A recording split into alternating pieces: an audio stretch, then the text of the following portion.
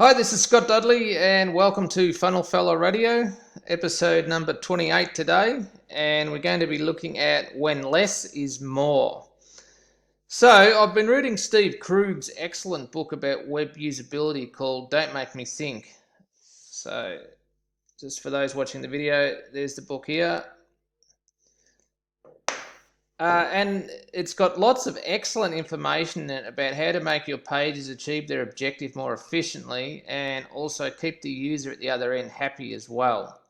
And one of the chapters in the book is titled Omit Needless Words. And the whole premise of this chapter is about Steve's observation about most words on pages just taking up space. So he has a certain law that says removing half the words is actually a realistic goal without losing anything of value. The idea is to be ruthless with your sales copy. So, sort of what he's getting at there is that most people tend to struggle to be concise and get to the point, and their writing ends up taking twice as long as it should. And if they omitted all the needless words that aren't necessary and the words that are just taking up space basically, then you would get the message across a lot quicker and easier without having to read all the unnecessary text.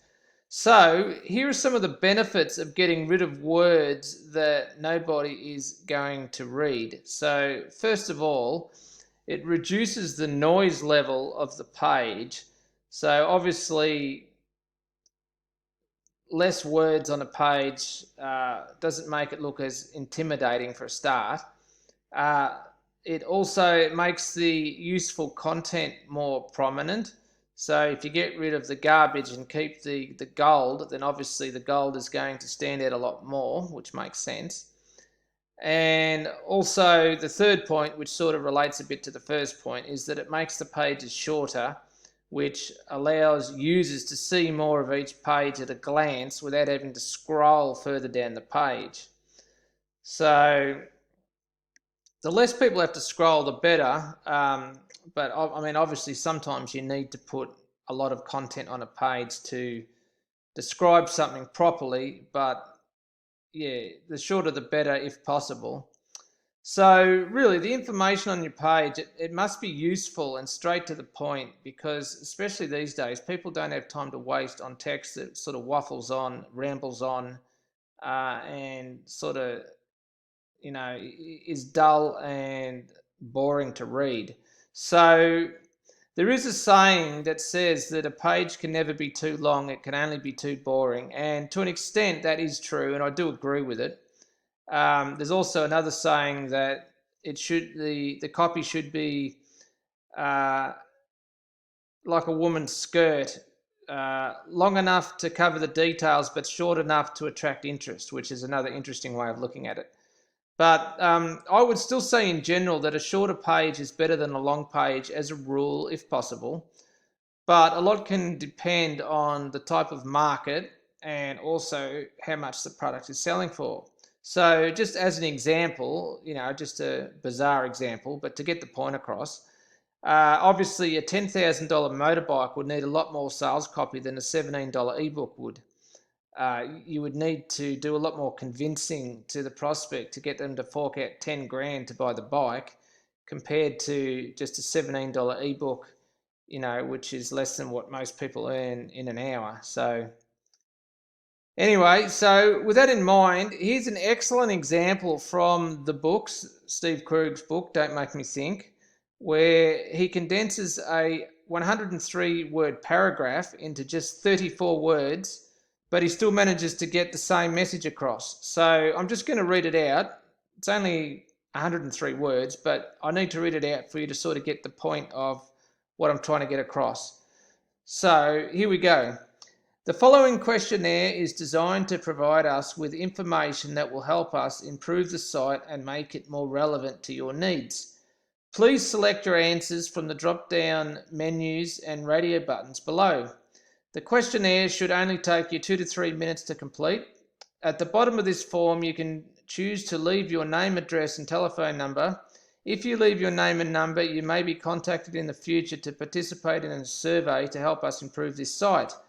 If you have comments or concerns that require a response, please contact customer service.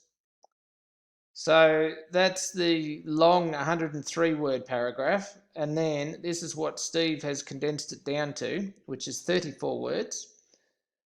So please help us improve the site by taking 2 to 3 minutes to complete this survey. Note, if you have comments or concerns that require a response, don't use this form. Instead, please contact customer service. Okay, so I mean, that is a lot easier to digest than the waffle that I was reading out earlier. And in all seriousness, it gives you exactly the same message as what the previous long-winded paragraph was trying to get across. So that's sort of a good example of, in that case, he's not only saying that halving the paragraph. In this way, he's actually quadrupled it, or 1/3, whatever that is. He's made it 1/3 of the size of the original. You know what I'm trying to get across. I got a little bit muddled up there, but anyway. As you can see, the original version is way too wordy, and I'm sure I bored you to tears reading it out. However, the edited version gets straight to the point and is super easy to read. So now that I've made my point, the question is, how can you write in a way that is succinct and not too wordy? And the answer, in my opinion, is to use the Hemingway Editor App. Now, this is an app that you can download from the App Store. I personally use the Apple App Store, but I'm sure it would also be on Google Play as well. So it's the Hemingway Editor App. And if I just open it up here, and what I'm going to do is paste in the text for the show notes.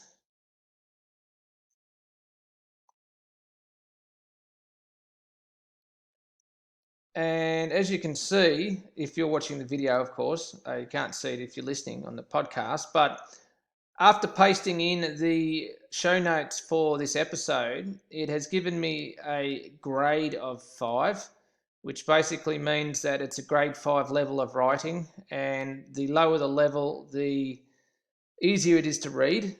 So I think the lowest level that I've seen is grade 3 level. And the highest level I've seen, I think, is about grade 9 or 10. So actually, this is pretty good.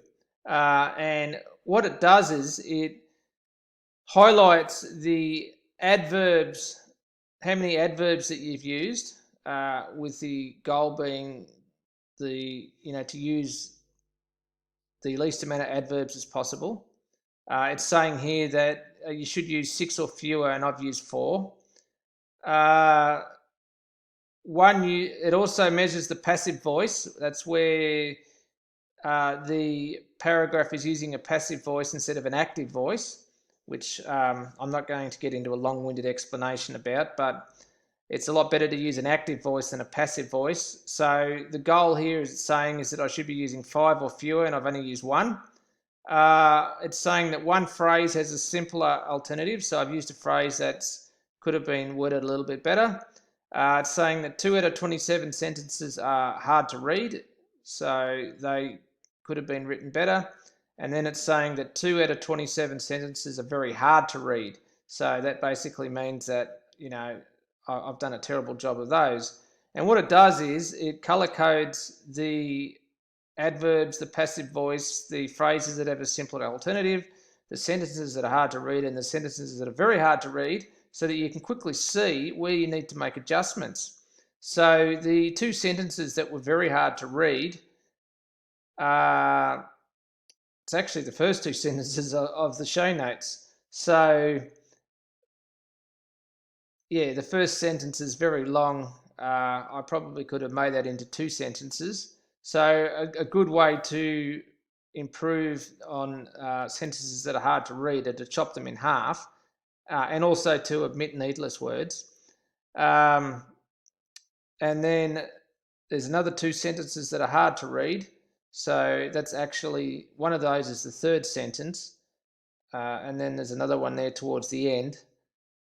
But overall, the writing that I've used for the show notes here has turned out pretty good in Hemingway. A grade 5 level is pretty good. So I would highly recommend that you at least check it out.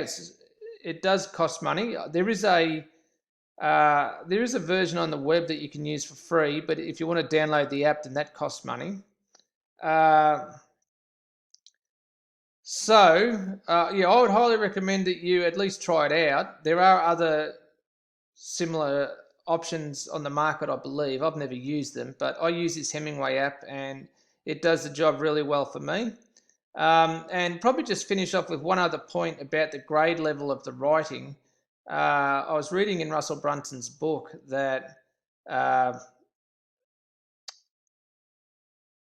he was saying that Donald Trump, when he went in the 2016 presidential elections, uh, he had a grade level of something like grade 4 level, I think it was, whereas the other Republican candidates that were up against him, I can remember Ted Cruz was one of them, and it might have been Jeb Bush, the other one. I can't remember exactly, but their grade levels that they were using in their speeches were like grade 9 or grade 10.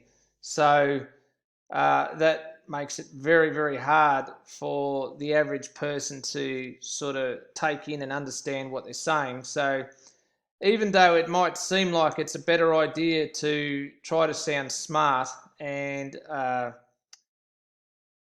like use big words, when it comes to sales copy, it's usually a better idea to keep things as simple as possible and leave the complicated sentences and big words out, so that way it's much easier to digest and to actually understand. Okay, so that's pretty much all I've got for today. So hopefully you got some value out of that, and I'll catch up with you in the next episode of Funnel Fella Radio. Take care and talk to you soon. Bye.